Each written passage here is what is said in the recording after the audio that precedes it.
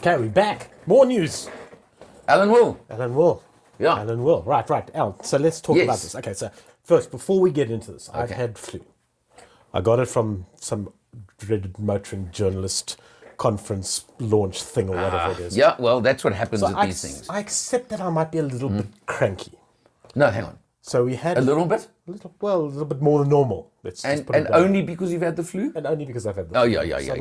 I'm this wonderful, warm, loving, caring, Pull the other one. giver of a person. Yeah. Exactly. And you and I just went to a launch recently where we had, I think, differing opinions about a particular car. And I mentioned earlier we were going to talk about contenders for car of the year being brand new and all of this. And this one is definitely a contender because it is brand new. Mm-hmm. Whether it's car of the year or turkey of the year remains to be seen. And we're talking about? I'm going to hit you now. Okay. Because I think you've just completely missed the point. Let's see. Yeah. We're talking the Jeep Gladiator. Gladiator. Exactly. Up for a fight. Bucky. Well, they called it a Bucky. No, they call it a truck. They called it a Bucky. They call it a On truck. our launch, they scratched out the word pickup Yeah. with crayon and they wrote Bucky over it. And they even made a point of saying to the designer, the head designer of Jeep, poor guy, put this thing together. You know, he really needs to learn the word Bucky, which I found They're South interesting. Africanizing it, man. Come on. It was done tongue in cheek. It was done tongue in cheek. So Okay.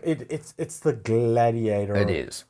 4x4 Double cab. pickup with a buck on the back, right? Yeah. Okay. And it's 1.26 million rand. Yeah. So it's throwing the gauntlet down and 100% saying, agree. all right, guys, what you got? Yeah. Okay. Now, let's just put some context here. Mm-hmm. I arrived at the launch under the impression it's a Wrangler with a buck. Okay? Okay. That was the impression I had. Mm-hmm. I was very quickly corrected. Mm-hmm. It's got the Wrangler front end. Mm-hmm. It's pretty much got Wrangler interior. Mm-hmm. It's got Dodge Ram 1500 rear end and suspension, which is pretty mean stuff. They've then spec'd the South African version, which has been very carefully spec'd. First of all, they took Rubicon spec, which is, I thought, means top spec. It doesn't. It means top off-road spec. Correct. Okay, so just that we got context. You got to cross the Rubicon. Correct. So it's not, it's not doing it in luxury, it's doing it hardcore. Correct. Stripped out. Now, if you go into, and I think let's get this now, some of the 4x4 spec that this thing has got. Oh, God. There's nothing that has spec like this available, nothing else. Well, Quadra-track 4x4, lockable front and rear diff, which is definitely a USP. via a button inside Via the a cabin. single little button inside the cabin. But yet to select 4 high, 4 low, you have to grab that handle and give it a good old Oh, you got to yank, give it a good, yes. You got to give it a one, because in actual fact, which I found incongruous because I thought, didn't quite engage it when I tried to. no, you got to give it a, Yeah, but wait. it's proper. Have you watched my video yet on that? No, I haven't. Oh, you see, I mean, No, I have not. No, I have not. I wanted to go in should be unprejudiced. shot I 3 just times want- I over, want to- I want and to not see just it. adorn. Well, No, there is a very simple I'm going to guess use. it's very long and there's a lot of footage of what this thing is actually doing. Yeah, And there that's is why. a very simple use for that second gear lever, which I am convinced Oh. was designed only for even- me. Don't even go there. What? It's your hat stand, right? Exactly. And it works. I show it in the video. I mean, I have to side with Jeep if they're going to custom design a feature like that for me.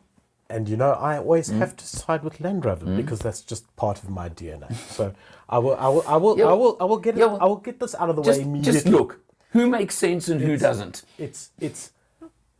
It's every bit as good as a Land Rover off-road, which is about the highest praise I can possibly heap upon anything.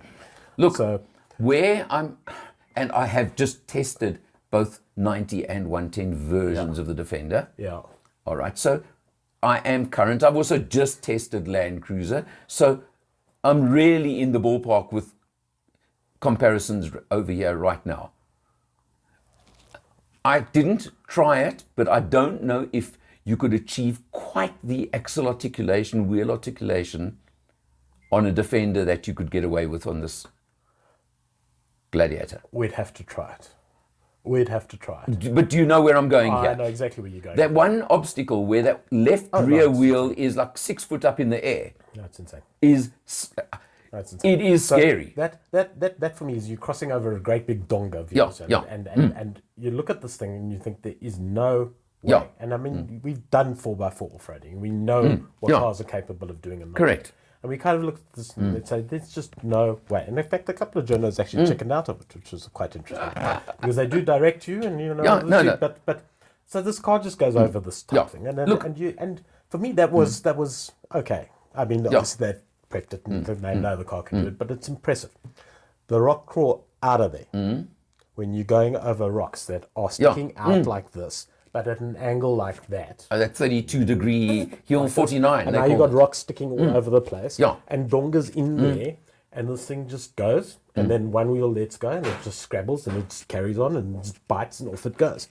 Obviously, it's got the BF Goodridges, the big rock rabbit, knobbly tires, built for thin, tall, 32 inches, 32-inch tall, inches. 17-inch wheels, Massive things. Perfect for those kind of conditions. 100%. So, but nonetheless, still, when you looked at what you were driving over, when you're looking out the window, if you're brave enough, there are very few vehicles that could do that. Well, let's just go back to the first one with the cocking the wheel. Yeah. When I got there and I watched the first vehicle in front of me go there, I was terrified. I was absolutely terrified. I was excited. I was terrified because I realized I'm next. Yeah. Well, When you're there, it actually didn't feel anywhere near as bad. And that was an impressive... It pitched. Pitched like anything. But it felt controlled. Yeah. And I was actually quite pleasantly surprised at how easy it felt as a driver or even a passenger at that moment. I've been in some where you are so terrified inside the vehicle. This one was much worse from outside than it was from inside. Often it's the other way around. Fair enough. So I've got to put that. But now let's not... 4x4 off-road, I don't think there's a lot that's going to get close to it. Fully agreed. I will actually put my mark now and say that is number one for hardcore. But proper hardcore. I'm talking hardcore as in you've got someone guiding you. Yeah. Because, and I'll throw this one in, and I had a discussion about this point. And I said, let's talk Defender for a minute. With the same tyres, same spec. Same spec. Kitted for the same thing. I said, with all the cameras and other equipment. Yeah. And I asked that of Jeep, okay? And good and interesting answer came back. Some of the equipment is available. However... Are we talking about the fact that the Jeep doesn't have the off-road camera system? The off-road camera system, for example. Yeah. Look, the argument they made to me, which I tend to agree with, is that proper off-roaders don't need cameras. No, the answer I was given was... They walk it and then they drive it. Besides that, the microchip issue worldwide prevents them speccing some of that stuff because it's all electronic.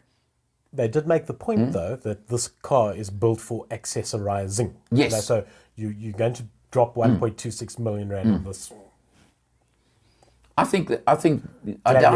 doubt many will leave the showroom under 1.4, 1.5, quite honestly. Well, and then they're going to go down the road to the accessory guys. the Mopar guys, yeah. And, I mean, it's interesting that it comes with no fewer than 4 different switches already designed for different accessories. Correct, so switch number 1 for your newly installed off-road camera system, or number 2 for your Dazzle, the universe with your spot LED light brigade, or your winch, or whatever it is, the winch that they fitted to the one they had there to show us what the winch looks like.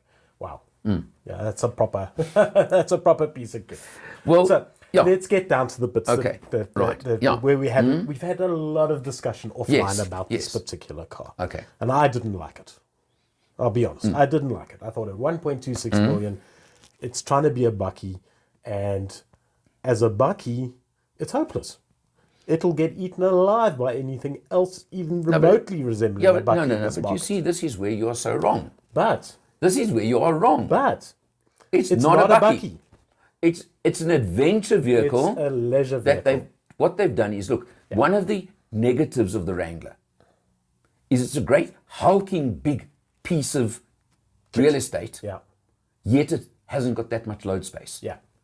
Packaging is not its strongest point. And if you put that into context, Yeah. and you brand this thing as a leisure vehicle, not Well, they a are. bakkie. No, not even It a leisure makes- vehicle. it Adventure vehicle. Adventure vehicle. It makes Yeah. perfect sense. I mean, because did you now, pick up in the briefing when the Americans were talking?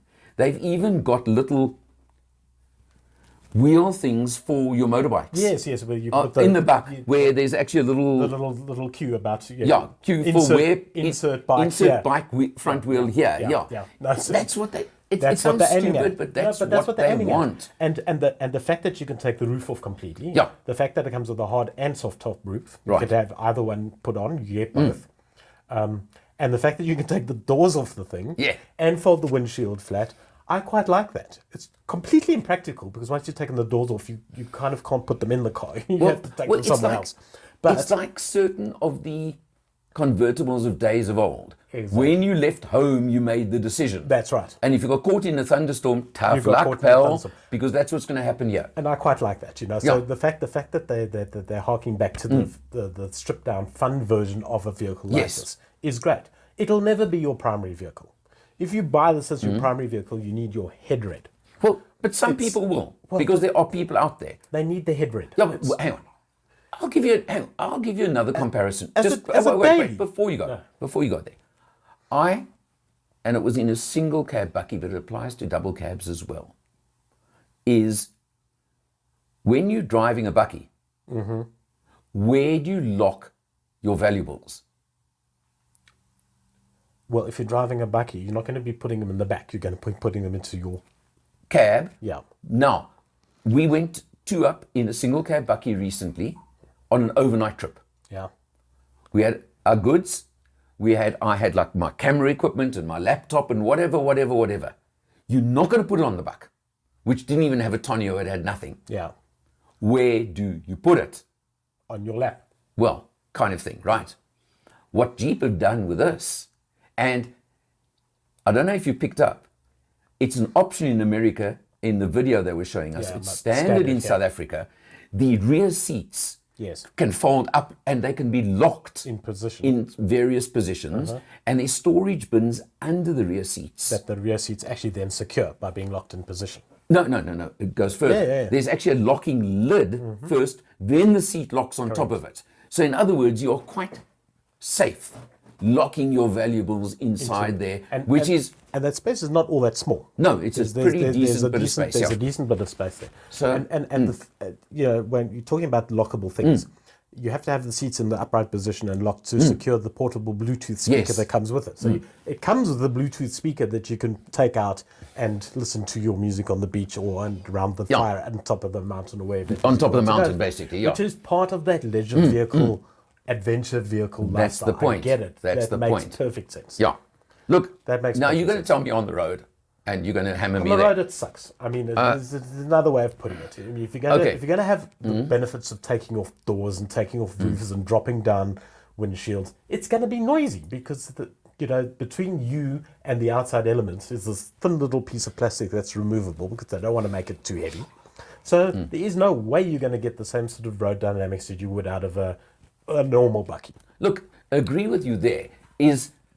I drove the version, the one that had the soft top on Soft it. top, yeah. With the top closed, okay? I grabbed that one when we were grabbing vehicles. And obviously, if you remove the top, you remove doors and etc., it's going to be hell on the road, let's be honest. And this is where the impracticality to a point comes in, because you can't do it on the run, you can only do it at home. I get you there. But now we were driving it, doors on, windscreen up, soft top on. Yeah. And I was driving with Graham Eagle, Yeah. who is an engineer who was a chassis expert. Yeah. And he kept saying, this thing is very good, very planted. On the dirt, he was very impressed. He said it was good. And I've got to also put context here. I asked you, you said you didn't drive the previous generation Wrangler. No, this is the first Jeep I've ever driven. Okay. Let me tell you, massive step up from the previous one. So you've got to say, is there progress? That's not yes, scary there at all. is. Yeah, okay. You see what I'm saying? Acknowledge the progress. Sure. No, it's not a Land Cruiser No. on the road. Whether it's tar or dirt, I don't care. No, it's not. Forget it. Well, and then you're falling into the trap of making a comparison between a Land Cruiser and the Bucky with this car. It's neither of those things. No, everyone was comparing, obviously, to the Raptor. Let's throw it out. And to be honest, on the dirt, I would take a Raptor all day long. But no, hang on. It doesn't on have tar or on a dirt road. On a dirt road, I would take the Raptor. I agree. But I don't know if the Raptor could do that off-road course. The Raptor. Can I tell you my definition of the Raptor? We can't compare the Raptor with this vehicle. The Raptor is a Bucky. This is an adventure experience. But the Raptor, my take, and I've used this before, is an off-road racing machine. Yeah. It's not a hardcore 4x4. There's your difference. There you go. And I'll go one step further. I was having a bit of an argument with one of the other motoring journalists about this particular car, and I said the point on this car, I think, this adventure vehicle, is that you'll be able to buy one secondhand in 5 or 10 years' time, and it's probably going to have about 2,000 Ks on. All right? They're going to be hard 2,000 Ks. Well, this is not a car that's going to do 2 million kilometers in its lifespan. No. It's not built for that. It's designed to do the 2,000 Ks, but over anything, and to put a very big grin on its owner's face. And then it makes sense. Yeah, 100% agree with you there. Look, they're talking small numbers. Apparently, availability is a problem. Yeah, apparently. They sold 90,000 of them in the US last year. As much as this is going to cost me a case of beers, and because I've taken a bet about the sales figures, I think it's going to cost me a case of beers, because I think actually there's going to be a waiting list for it. Definitely initially. Yeah. Definitely for the first few months. Yeah. Without a doubt. They're going to have, I'm going to throw a number, and I don't know who you've got to bet for a case of beers, but I'm going to throw a thing at you that within the next month, there'll be 100 orders. Okay? Which means the first 3 to 4 months consignment's gone. That's what I can see. Because there are people, just remember something else. This vehicle's actually been available in the US for over 2 years. Yeah. The people who know about these things and want to know about these things know about it and have been waiting for it. Yeah. There's a bit of pent-up demand for it. 100%. There's definitely. I think I'm gonna have to eat humble pie here and cough up for a case of beers. But let's see. It's early days. Okay. It's early days. The other thing now, let's just talk something else, or one or two other things. To a very large extent, let's sit inside. It's a pretty luxurious, well-spec'd vehicle. It's got most of what you want. The thing that would drive me insane, beyond anything else, is the fact that there's no way for my left foot on an automatic. And that immediately, for me, rules it out of my 2,000 down to the I must be honest, trip. I didn't notice that.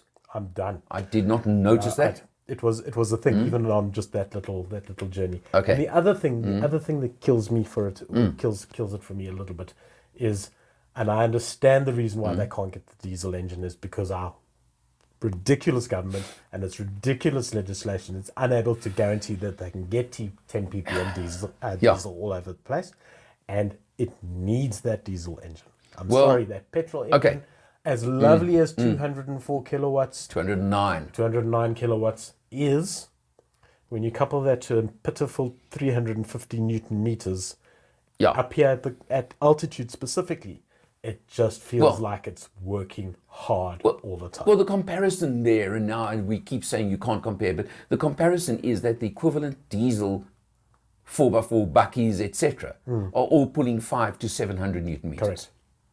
Anywhere in that range, you're talking 347 here. Off-road, adventure vehicle, when you're driving in 4x4 mode, it makes no difference at all. The V6 is actually perfect for those conditions. Lovely, It works ideally, It works like an absolute charm. But I think the diesel would work just as well. Exactly. I don't think there'd be a difference. Totally agreed. It's the day-to-day drivability of the thing, getting it to your destination where you're going to have all your fun. That for me is where Yeah. Look, the other thing it's is an that Achilles heel. fuel economy. Let's just throw Oh my that. goodness. They quoted a figure of 12.5. Did you see how they quoted it? 12.5. Yeah. Well, now I must tell you that I didn't look at the end, but because we drove the same vehicle there, did the 4x4ing, drove back in one vehicle, and we were showing 13.2 at one stage on the way back. There's no way. We were well over 17. Yeah, but lead foot, it comes out again. No, I was driving only half of it. And my very timid co-driver at the time was throttling it, feathering the throttle. It was. Look, No, I think in real world, if you do much better than 15, you've done pretty you've done well. well. Yeah. But I mean, Let's at that point in time, I mean, you're buying the thing for adventure. You're not I'm going to saying be that- doing millions of kilometers in it. So, That's only going to worry the guy who is actually planning to have it as his only vehicle and drive it every day. well, he's insane anyway, so it's his own problem. I think you're exactly right, and it's kind of like the happiest days in the boat owner's life, the day he buys it and the day he sells it, and in between it's just like, why does this thing use so much fuel? It's kind of like, but you're using it, you're enjoying it. That's what happens. That's the point. No, look, 100%. And I think that's the point of this vehicle. Okay, now, so end of story. Car of the year. I think it's got an absolute shout out because it's completely different to anything else out there. Well, It's completely unique. it is what it needs, and in practicality can't happen, is it should have its own category for car of the year and it should walk it. Well, there you go. And I know that sounds silly. Maybe there's a category for like quirky of the year or something that doesn't fall into the other Adventure categories. vehicle of the year, it should walk. Or just But something that's... if it's up against, for example, now please don't fight with me, new D-Max, new Raptors, etc., and they're in the same category. Yeah, no, it's travesty. It's not travesty. fair. It's a travesty. But- I agree. Unfortunately, you can't have 55 categories in car of the year either. No, this should be competing with a Prius. In terms of like Yeah. the uniqueness of the vehicle. Yeah. Like, you have no competition. You're in that category. You're in the category. Exactly. Now you've got some competition. Exactly. Yeah. There you go, coaching. We've solved your problems. Sort it out. Make it happen. Okay, but now, So, a yes or a no to the... Come so on, I the knew this Gladiator. was coming. I knew Yeah. this was coming. Oh, I've been exactly. thinking I had about to it, put you on the spot. And I hated it. I hated it. I thought it's just the most stupid vehicle. And that's why, if I had 1.26 million rand lying around and I had the lifestyle where I was going to go onto the beach with all the bikini-clad, bronzed-bodied young people floating around with my Bluetooth speaker and my midlife crisis in full engaged mode, of course I'd buy one. Of course I'd buy one over anything else. I mean, hello, the car is just that unique. I don't have 1.26 million rand lying around. I don't live that particular lifestyle. I'm yet to engage at that level of midlife crisis. So no, I'd go and buy a Land Rover. Okay, that's your opinion. As usual, I allow your opinion, however inane it may be, but I let you express it. And you're going to completely contradict and say you'd buy one. Of course I would. Oh my goodness. Of course I would. Not for every day. No, Yeah. absolutely agree with you. But to have one of those in my garage to go and play with It is something when I want to special. go out adventuring, I'll buy one tomorrow. And I wouldn't even poke fun at you for doing it. So there you are. You see, I even allowed you your silly inane comments and opinions. And I wouldn't poke fun at you. So I think You wouldn't dare. I think we've come to You know to what? some sort Another of reason agreement. why you wouldn't poke fun at me. Why? Because I just drive over anything you put in my way. I have to say, I mean, if we had top car budget, Yeah. I would buy one of those, and I would buy a Defender, and I would kick the Defender out. I'd love to see. And if it kicked the Defender's ass, well, we'd never publish it. But I would love to see. There's one point you're missing out. Let's just end with this. Yeah. You're comparing Defender to this. I know I shouldn't. No? But no, okay, you've thrown it in. Defender to this kind of level, you're talking another 500,000 Rand. There is that. Yeah. There is that. Okay. Just thought I'd throw that in just to prove how ridiculous your opinions often are. But we're talking then only 4x4, pure hardcore 4x4. Right. And remember, you're going to accessorize your Gladiator too, so you're going to dump another 500 on it. So maybe not too far You'll have apart. to spend a lot more on the Defender too. We're not too far apart. Anyway, we can dream. We can dream. we can. All right, let's leave it there. Willenel, Interesting car. I think it's disagreeing for a change, but what's new about it? A lot of polarizing around. But you see, I'm nice to him. I let him say what he wants to, even when he talks such nonsense. It doesn't make sense. One of two things is going to happen. One of us will be right, and one of us will be wrong, or we might both be right. Yeah, occasionally. Let's see. All right, we'll leave it there. For Willenel, Alan will. We're out. See you next time.